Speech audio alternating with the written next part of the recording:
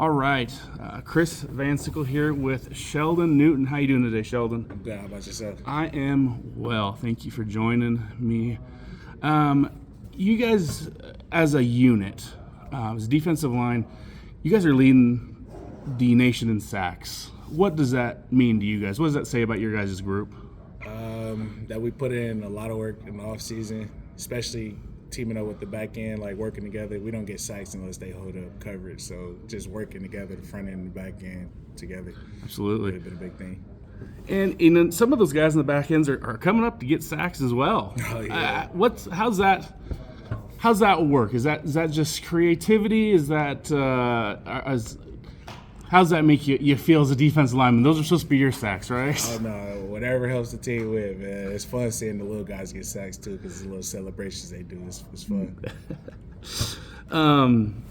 So in the offseason, you put in the work, and you got a single-digit number. For a defensive lineman, I love that. That we talk about it on our podcast. If there's a single-digit defensive lineman, that's a bad man right there. Right. And you've shown that. What did you have to do to earn that number?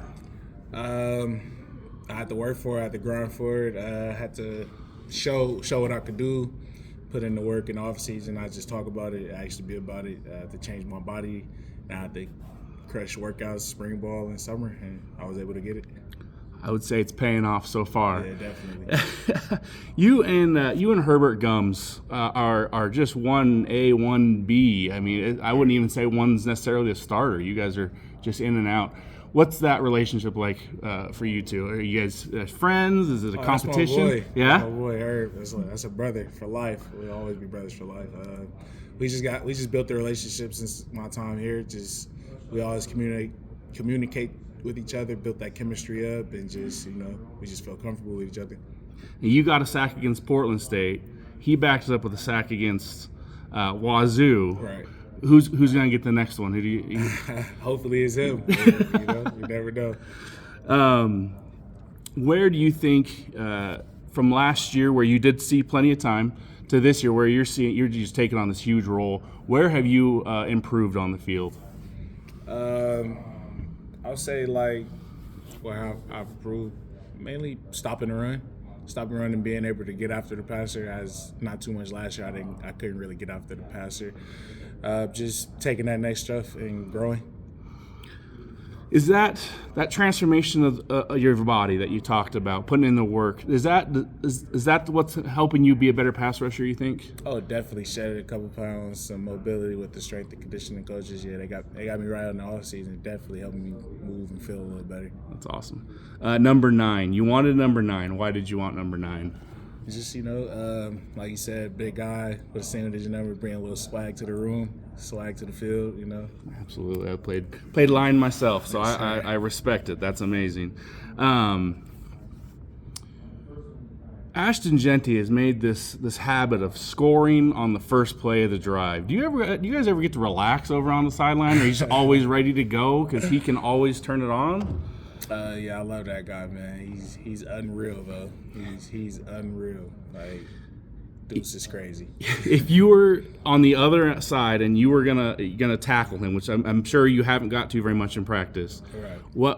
What's the secret to tackling Ashton Jeanty that no one else has apparently figured out? Hope for the best. Just hold on, pretty right? much. Hold on. Wait till the posse get there. That's awesome. Pretty much. That's great.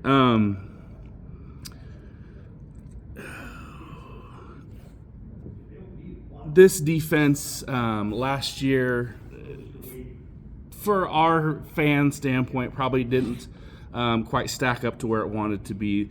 This year, I'd say you guys have taken a big step forward and improved. Where have you seen this entire defensive unit improve the most?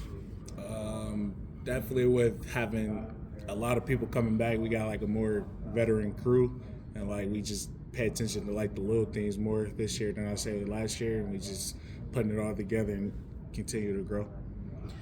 We had a viewer wanted me to ask this question, and you're going to be the first one to ask. What is more hard, is it the mental side of the game or the physical side? Because it seems like those are equal in importance, really. I would say probably the mental. Like everything, majority of your life is gonna be 90% mental, 10% physical. So I would say the mental part of the game is probably the hardest. What does Utah State do well that you're hoping to stop? They spread the box out pretty well. Like they use every inch of the field, so it's a lot of open space for our DBs and everybody in the back end. So we really got to come together as a front and just make everything simple and closed. Let's talk about you more now. You came from Northern Arizona, correct? Yes, sir. How's Boise? How was that transition? Oh, Boise's great. This is great city, great people. It's nice people here. Transition was pretty easy for the most part, but yeah, it's a great group of people here, great brotherhood here. What do you like to do away from the field when you got free time?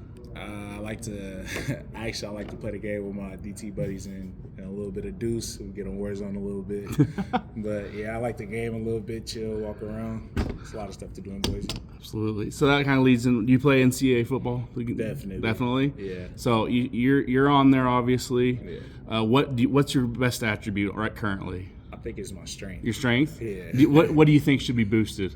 Definitely my speed. they kind of played me with my speed, but it's okay. You made a play earlier in the year where you kind of ran a guy down, didn't you? Yeah, definitely. So that's got to get you some. At least give me something. At least give me to a 60. I'll be okay with a 60. Come on, NCAA football.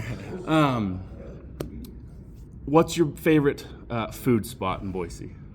My favorite? Oh, it's a breakfast spot. It's called Chef's Hut. Chef's Hut. Chef's Hut. It only opens from like 11 to 2. So you got to get there. You got to get there and get down. Absolutely. Sheldon, thank you so much for joining me today. Stay healthy and go Broncos. Appreciate it.